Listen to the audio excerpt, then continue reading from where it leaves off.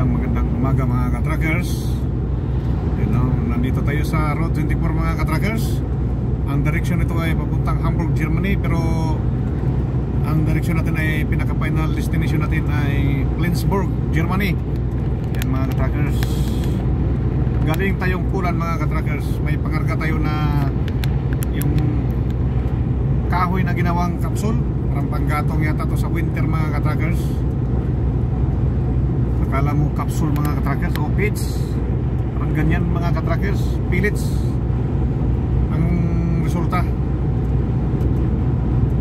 Yan o, kabilaan mga ka-trackers o. Solar panel, mayroong pang windmill.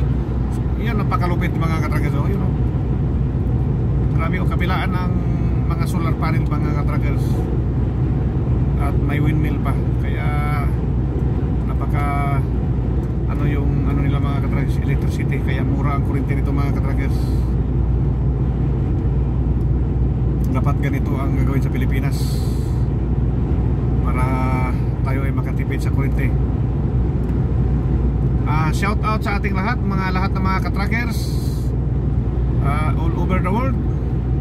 Mapa Canada man, mapa Amerika, mapa Europe, mapa New Zealand, Middle East, Saudi Arabia, Qatar, Kuwait, Bahrain at UAE, Abu Dhabi at saka Dubai. Shout out sa ating lahat. At sa Middle East, sa Southeast Asia mga ka-trackers, parang kung mayroon man siguro sa mga trailer driver sa Southeast Asia bukod sa Pilipinas, bihirang-bihira lang siguro mga ka-trackers kung mayroon man. At lahat ng mga ka-trackers sa Pilipinas, sa port ng Tondo 2 at 4 at saka sa Subic. Hindi ko gano'ng kabisado yan mga ka-trackers dahil sa Dubai naman ako nagtatrabaho mga ka-trackers. At ang probinsya namin ay Davao de Oro. Shout out sa Davao de Oro, Taganya Bataan. Shout out Davao del Norte. Yan, mga ka-trackers. Sa mga nagbabalak na makarating ito sa Europe, magtiwala lang tayo sa Panginoon mga ka-trackers. Ito yung pinaka-guaranteed or trusted and proven sa sinabi ng Panginoon sa Matthew 6:33, "Seek ye first the kingdom of God and His righteousness, and to all these things shall be added unto you," mga ka-trackers. Kaya hindi naman isang beses lang mga ka-trackers na magdasal tayo, 2 beses, 3 beses. Kung hindi, pagandahin natin ang relasyon natin sa ating Panginoon. Para kasi alam naman niya mga ka-trackers yung pangangailangan natin mga ka-trackers. Ang mga kasagutan yan, yes or yes, no, and wait. Susundin natin mga ka-trackers kung ano yung pagkakaloob ng Panginoon sa atin. At katulad na sinabi ko sa inyo mga ka-trackers, kagaya ng mga nasa Middle East mga ka-trackers, karamihan naman Middle East talaga, napakarami mga ka-trackers nagbabalak na nakakarating dito sa Europe, kahit galing man Pilipinas. Mag-umpisa muna tayo mga ka-trackers dito sa Croatia. Daming mga ka-trackers na nanggagaling sa Middle East mga ka-trackers. Kasi ang Croatia, napakabilis yung dokumento. Kaso lang, ang sahuran mga ka-trackers ay nasa mga 800, 900, 1,200. Kung mayroon mang 1,500, napakalaki na yan. Estimated na to mga ka-trackers ha. Hindi to sa ibang mga kumpanya, baka minamaliit ko mga ka-trackers. Disclaimer lang, ayon sa mga kwento sa mga kasamahan ko, dami kong kasamahan mga ka-trackers na galing sa Croatia dahil napakabilis ang dokumento. Ang disadvantage sa mga ka-trackers, napakahigpit sila sa medical mga ka-trackers. Kung ikaw ay may naramdaman, huwag ka nang tutuloy mga ka-trackers sa Croatia dahil mayroon kaming kasama galing sa Dubai. Sa bus naman mga ka-trackers, ito rin maraming mga bus driver galing Dubai nagpunta dito sa Croatia. May isang sumablay, kasamahan ko, kakwarto ko pa, taga Mindoro. Hindi ko na lang sasabihin kung ano yung pangalan niya. Itatago lang natin sa siyang pangalang Lito. Dahil siya ay binatang matanda, hindi naman nag-asawa. Pinayuhan namin na mag-asawa. Binibiro namin, baka lalaki namang hinahanap mo. Kaya karapatan niya mga katrackers, yung buhay niya yan. Pinayuhan namin siya ng magandang payo. Ngayon, balitaan namin mga katrackers siya, dahil siya ay sumabali sa medical, nasa Bikini na nagtatrabaho. Nakakalungkot naman isipin mga katrackers. Pero yung mga kasamahan namin na pumasa, na yan, nasa Plexibus na sila mga katrackers. At sa dalawang, sabi nila, mayroon ding subcon ng Plexibus. Yun, tuloy-tuloy na yung biyahe nila mga katrackers. Medyo nag-upisa na yung ligalig na rito sa Europe. Maligalig na rin. Dahil siyempre, kabisado na, mayroon na silang idea. Kikita rin sila ng mga katrackers daw. Sabi nila 2,700 euro, may 2,000, depende doon sa biyahe.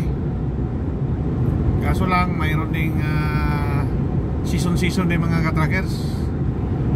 Wala ding biyahe mga katrackers. Papabakasyon, pauwiin ka sa Pilipinas, 4 na buwan yan.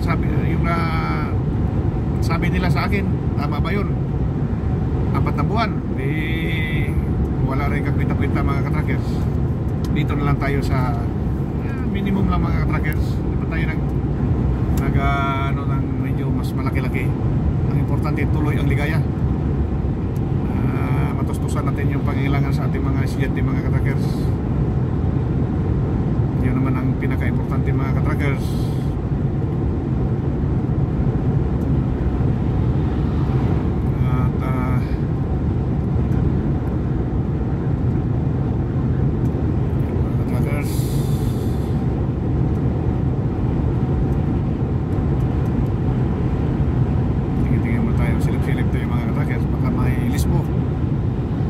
Napakarami pa namang mga list po mga katrackers. Pulis, nagsisipag nila mga katrackers. Yun ang iwasan natin. Dasal talaga tayo sa Panginoon na hindi tayo mapahamak sa mga ganyan. Hindi natin masasabi mga katrackers. Balik tayo sa ating paksa mga katrackers. Kaya nga mga katrackers, nadala na yung mga ibang kumpanya mga katrackers. Dahil nga nagkakaroon na sila ng lisensya, dokumento doon sa Croatia. 1 buwan pa lang, 2 buwan, 3 buwan mga katrackers ay talagang umalis na sa kanilang kumpanya. Ang masama pa, nasa biyahe sila mga katrackers, dala pa ng truck, iniwanan yung truck mga katrackers sa parking, lumipat na sa mga iba't ibang mga kumpanya. Ito, marami yun mga ginagawa ng mga kasama namin mga katrackers. Walang magawa yung kumpanya dahil ayaw na nila kasi aliliit ng sahod. Sobrang liit, halos kalahati lang dito sa amin.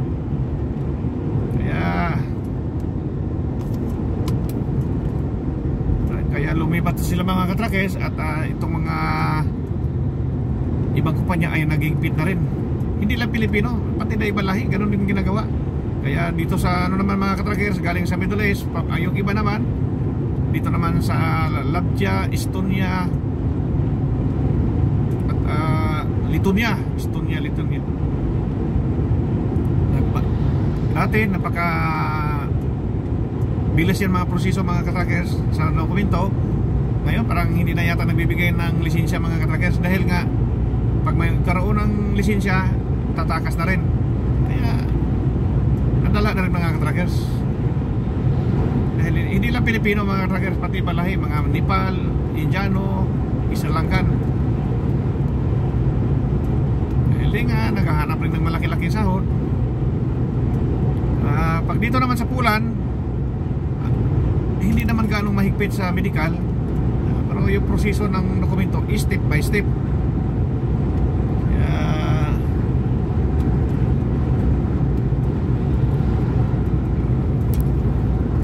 Para sa akin, mas maganda sa Pulan mga katrackers. Kaso lang, pahirapan na yata mga katrackers dahil napakarami na rin mga katrackers na rin. At naghigpit na rin yung mga kumpanya mga katrackers ngayon na nadala na nga gawa ng marami ng mga charges ngayon mga katrackers. Kung mayroong sira ng truck mo at nadami sa truck mo, i-charge sa'yo. Parang ikaw na ang mangyari ng truck mga katrackers, ikaw na ang nag-maintenance. Totoo itong sinasabi ko mga katrackers, hindi ito gawa-gawa lamang. Kaya kayong nasa Pilipinas, yung mga nagbabalak palang mga nagpaplano or nag-aantay ng ticket para makarating dito, tsaga-tsaga lang mga katrackers na makarating ka dito. Tiwala lang sa Panginoon na sana maganda yung kumpanya na mapuntahan mo mga katrackers, kasi hindi naman lahat ng kumpanya ay ganyan din mga katrackers. Medyo may kumpanya na ang importante dito mga katrackers na makarating ka dito at magkakaroon ng dokumento at experience. Yan ang importante. Ang pinakatama talaga mga katrackers, kung ang kumpanya ay nagproseso ng dokumento sa'yo, servisyohan mo ng 2 taon mga katrackers para naman susulitin mo naman, para hindi na sila magagalit sa'yo. Yun ang payong kapatid. Pero depende kasi ng mga katrackers. Mayroon din mga kumpanya din na swapang, puro na lang kaltas ang nangyayari. Kahit ako, biktima rin sa mga kaltas mga katrackers. Kaya hindi rin natin masisisi yung mga katrackers na gano'n ang ginagawa. Sa ngayon mga katrackers, mayroon akong kasamahan na mga tumakas na naman, lumipat ng ibang kumpanya mga katrackers. Kaya update yan mga katrackers. Kaya hindi natin masisisi din, dahil mayroon ako din, isa din ako sa mga biktima dyan sa mga kaltas-kaltas na yan. Malaki nga sahod, hanggang numbero lang mga katrackers. Sa basic numbero lang. Pagdating sa sahuran mga katrackers, nako, minsan nga wala pa sa kalahati mga katrackers. Yun nga, mikos-mikos. Yan na, real talk tayo mga katrackers. Yun na totoo mga katrackers. At sa factory naman mga katrackers, pag-usapan natin at office work,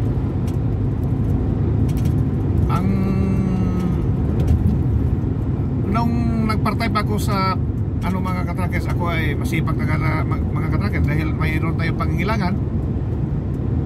Nag-part-time ako bali 3 buwan mga katrackers sa Toyota factory. May paggawa ng Toyota dito mga katrackers sa Pulan.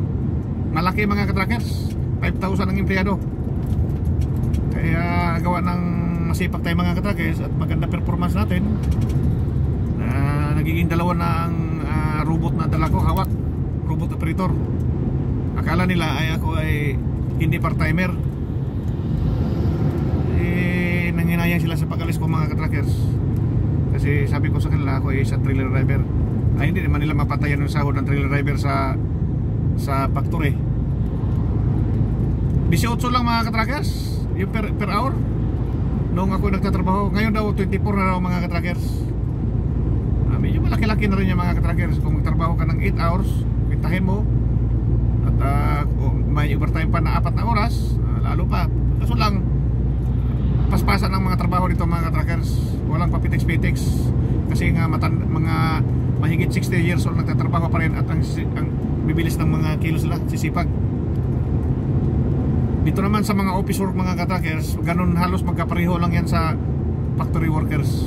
Kung sa Pulan ka mga katrackers ha, itong pinag-usapan natin, Pulan mga katrackers.